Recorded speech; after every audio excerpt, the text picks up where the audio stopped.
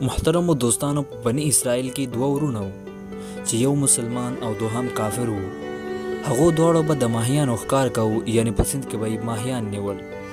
کافر به د بت عبادت کولو، خو چې کله به یې ماهیانو ته جال واچاو نو دومره زیات ماهیان به پکې راغلو چې د هغو خوځول به مشکل شو. خو د مسلمان په جال کې به صرف یو ماهی راتلو او په هغه به یې الله تعالی ته شکر ایستلو. د مسلمان میرمن یو ورځ په ناڅاپي ډول خپل بام ته وختله. د هغې سترګې د کافر په میرمن ولګېدلې چې زیورات او ښایسته لباس یې اغوستی و. دې ته په کتو سره د مسلمان د ښځې په زړه کې خواهش پیدا شو چې کاش زه هم داسې وای.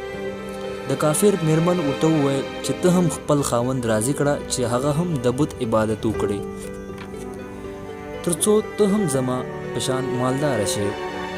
په دې اورېدلو سره د مسلمان میرمن ډېره خفه شوه او له بامه راښکته شوه.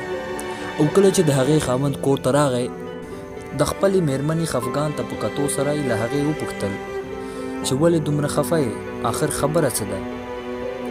میرمنو ته په جواب کې وویل چې بس یا خو ما ته طلاق راکړه او یا هم د خپل ورور په شان د بت عبادت وکړه. دا په اورېدلو سره د هغې خاوند ورته وویل چې له خدایه وډاره شه، دا څنګه خبرې کوې؟ میرمن یې ورته وویل چې بس له ما سره نورې خبرې مه کوه، لوڅه له غړه نشم اوسېدلی. په داسې حال کې چې نورې میرمنې په ځانګړي ډول ستا د ورور میرمن ته زه ګورم چې له زیوراتو او ښایسته لباسونو برخمن دی. کله چې هغه مسلمان ور دا وکتل چې میرمن یې ضد کوي، نو هغه خپلې میرمنې ته تسلي ورکړه او ورته یې وویل چې ته غم مه کوه، سر له سبا به زه مزدوري کوم او محنت به کوم او تا ته به د ورځې 2 درهم درکوم، په هغه به دې ته خپل حالت درست کړی.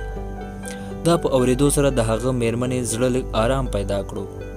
سهار وختي هغه مسلمان ورور د مزدوري په لټون کې راووت، مګر هیچا د هغه خبره وانه اورېده. هغه په کلو او ښارونو ډېر وګرځېد، مګر هیچا د هغه مرسته ونه کړه. آخر ناامیده شو او د سیند غاړې ته راورسېدو. تر ماښامه یې د الله تعالی عبادت وکړ. ماخستن چې کله کور ته راغی نو میرمن ترې وپوښتل چې نن تاسو چرته وئ؟ هغه ورته وویل زه د بادشاه په خدمت کې وم. بادشاه ماته د 13 ورځې کار کولو شرط ایښی دی. د هغه میرمن ورته وویل هغه بادشاه به تا ته څه درکړي؟ نو ته په ځواب کې ورته وویل زما بادشاه ډېر کریم دی او د هغه خزانې له مال او دولت نه ډکې دي. هغه به ما ته هر هغه څه راکړي چې زه یې ترې وغواړم. نو په دې ډول هغه د خپل خدای تعالی په عبادت باندې ځان مشغول کړ. چې 2 شپې وشوې نو میرمن یې ورته وویل که سبا دې ما ته 2 درهم را نه وړل نو ما ته طلاق راکړه. دا په اورېدو سره هغه ته ډېر خفګان پیدا شو او په 3م سهار هغه یو یهودي ته وویل چې ما له ځان سره مزدور کړه. یهودي ورته وویل چې هو تا ته به تنخوا درکوم، خو ستا لپاره به د خوراک څښاک بندوبست نه وي.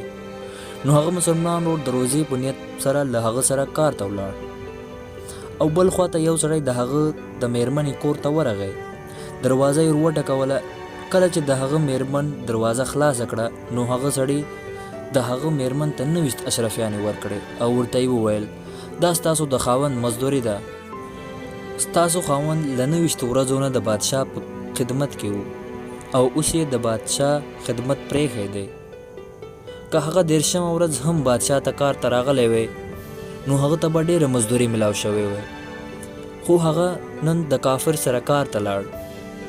نو اوس ته اشرفیانې واخله، یوه اشرفي په دې کمه ده چې ستاسو خاوند په 13مه ورځ کار ته نه دی راغلی. هغې میرمن یوه اشرفي بازار ته یوړه. سونار چې کله اشرفي ولیده نو هغې میرمن ته یې 1000 درهمه ورکړل. کله چې ماښام د هغې خاوند کور ته راغی نو ترې یې وپوښتل چې نن ته چېرته وې او د بادشاه خدمت ته ولې نه وې تللی؟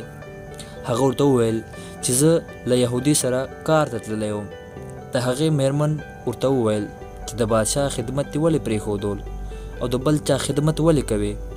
او بیا یې خپل خاوند ته د اشرفیو واقعه بیان کړه.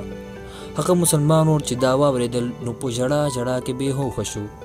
کله چې هغه په هوښ شو نو خپلې میرمن ته یې وویل چې افسوس ما د دواړو جهانونو د بادشاه حق پر ځان لازم نه کړ. له هغه بعد سړی ښځه پرېښوده او غرونو ته وختول، چېرته چې خپل پاتې عمر د الله تعالی عبادت کې تیر کړ او هم هغلته یې خپله ساه له لاسه ورکړه. محترمو دوستانو، د الله تعالی په خزانو کې د هیڅ شي کمی نشته. هغه خپلو بندګانو ته د هغو د عبادت صله حتما ورکوي. ځینې وخت د حکمت له کبله په هغه کې ناوخته شي، مګر هغه یې خپلو بندګانو ته لازمن صله ورکوي. الله تعالی دې مونږ او تاسو ته د صبر او شکر سره د ژوند تیرولو توفیق راکړي. آمین.